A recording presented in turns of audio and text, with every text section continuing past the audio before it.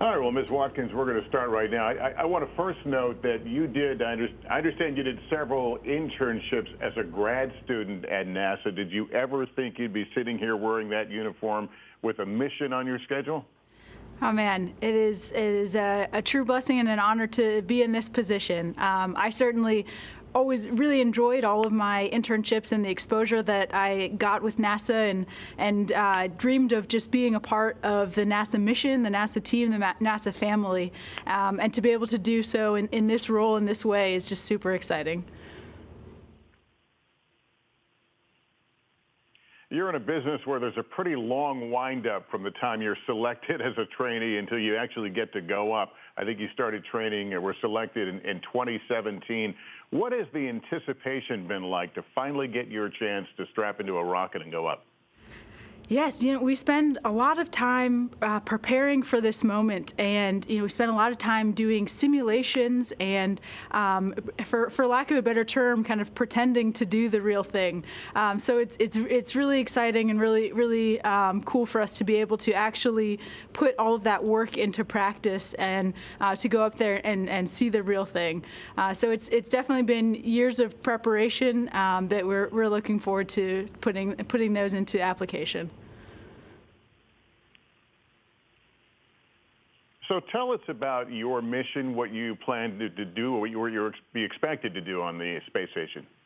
Absolutely. So for our Crew-4 mission, the four of us, myself, Chell Lindgren, Bob Hines, and Samantha Cristoforetti, will be up on the International Space Station for around 6 months. And one of the major things that we do while we're up there is science. The ISS is a national laboratory, and we get to take advantage of its capabilities. We do lots of different kinds of science while we're up there. We do physical science, so material science, combustion science, earth and space science, which is my personal favorite. We do biology, looking at cell tissue and plant growth. And then as well, we do technology demonstrations to prepare us for the future, and human research as well. So looking at the effects of long-duration spaceflight on human, physical effects as well as our cognitive effects. So that will be one big portion of what we do up there. The other big portion is maintenance. So the International Space Station has a long legacy, and we want to help continue that legacy.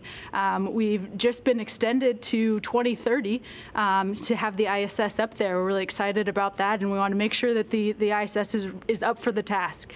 So we'll do lots of kind of changing batteries, those types of tasks, both inside and outside as well. So those are the extravehicular activities, or the spacewalks, that you may have seen in the past. That's essentially doing maintenance on the outside of the station. One EVA, as we call them, that we're looking forward to is helping to upgrade some of our solar arrays out on the edges of station. So we're really excited about that. And then the third part of our mission is sharing it with the world. So the outreach and education piece of what we do, just to bring everybody with us and make sure that we're being good representatives and good stewards. This mission has gotten a lot of attention because you will be the first African-American woman to serve on the space station. Do you see that as a barrier-breaking moment, or just part of a natural progression?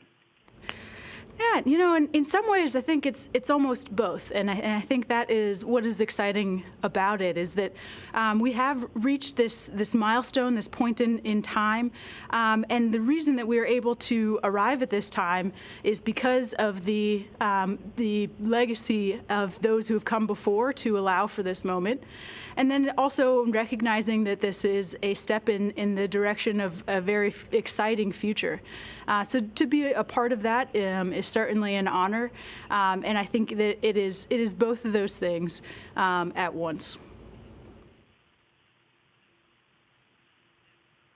Is it also a teachable moment, an opportunity for you to teach to not only people of color but women the importance of STEM and all the things that you had to put in to get where you are today?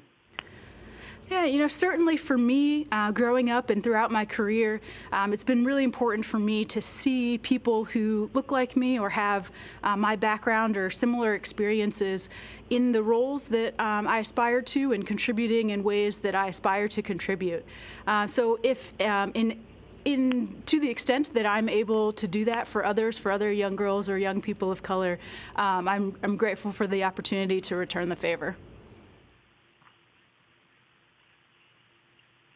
I understand that you're potentially on the track that would take you onto one of the upcoming moon missions. Is that something you think a lot about, actually walking on the moon and really be able to leverage your expertise as a geologist? Yeah, exactly. For me, as a geologist, a planetary scientist, the idea of going back to the moon as an agency and as an astronaut corps is super exciting. Certainly for myself as an individual, but also as a team to think about the challenges and come up with the technologies and push the bounds of the science that we can learn on the moon is just super exciting. And I'm just happy to be a part of it and can't wait to be a part of that future. It feels to me like this is an especially exciting time to be in the space business. We're not only seeing missions like this by NASA, but as you know, these civilian spaceships that have gone up recently. Do you get that sense that this is a really important time when it comes to space? Absolutely. We are so lucky to be a part of human spaceflight right now in history. We have so many different types of vehicles that we're working on. As you mentioned, we are working with multiple partners, both our commercial partners, SpaceX and Boeing, as well as our international partners that help us participate in the International Space Station. And then in addition, thinking about going to different destinations, thinking about the moon and on to Mars as the next destination. It's just an incredibly exciting time to have so much interest and public support for all of these different endeavors that we're undertaking. It's definitely busy around here, but it's also very exciting. And for our kid viewers, what sort of things should kids be working on right now that will put them on a track if they someday want to become an astronaut? Absolutely. For any kids watching, I would say find something that you really enjoy, something that you're super passionate about that gets you out of bed in the morning, and just pursue that relentlessly. Whatever opportunities you can find, after-school programs, internships, NASA has a lot of those available. Any way that you can just really dig into that and just put all of your effort towards it. That is the way to get to realize your dreams. Particularly focusing on the STEM fields, so science, technology, engineering, mathematics, in order to help with NASA in particular. But whatever it is that you love, just keep doing it. The thought of being 6 months anywhere can be a bit daunting, but certainly in space. I know you've been able to simulate weightlessness, but do you find yourself wondering what it will be like to live in that environment for that long? Oh, of course. A lot of what we do here at NASA is to try to take out some of those question marks and answer some of those variables. But ultimately, yes, we are doing something that few people have really done before. So we can take note from previous experience, talk to people who have been up there and have them share their experiences with us. But of course, there will always be an element of it that is new. And I think that's what makes it so exciting and so fun, is that we get the privilege of doing this really kind of unique experience. The future astronauts who may be watching this, do you think they can expect to have a chance to go to Mars someday? Absolutely. Mars is particularly close to my heart. My graduate work was on Mars in particular, and so the idea of getting to send people there and get boots on the ground and actually pick up those rocks is super exciting. I worked on the Mars rover, the Curiosity Mars Science Laboratory rover, and just to see the images that come back from that rover and the samples that we were able to collect and the information we're able to gather from the surface of Mars Mars, and that we're continuing to do with the Perseverance rover as well. Just to be able to pair that with actual human beings as field geologists on the surface of Mars just is super exciting. So I really look forward to seeing one of you who's watching today stepping foot on Mars. And lastly, I'm told that on a clear night, if you know where to look, you can actually see the space station as it flies over. Have you caught it before? And what do you think when you watch it from Earth?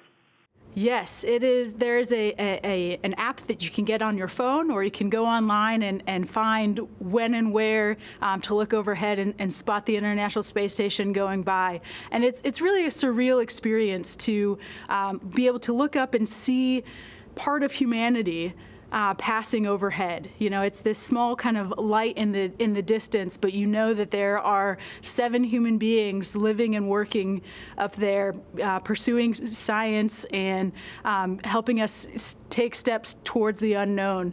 And to be able, for me personally, to be able to know those people as my friends and colleagues, it's just an overwhelming experience of being so far away, but still so connected. Yeah, what an amazing perspective. Listen, congratulations. This is wonderful. We're so happy to be able to tell your story, and I think you'll be obviously a great example to a lot of folks. And hopefully we'll get to talk to you when you're up there in the space station. But thanks for spending time with us. Thank you so much for your time, and I look forward to it. Okay.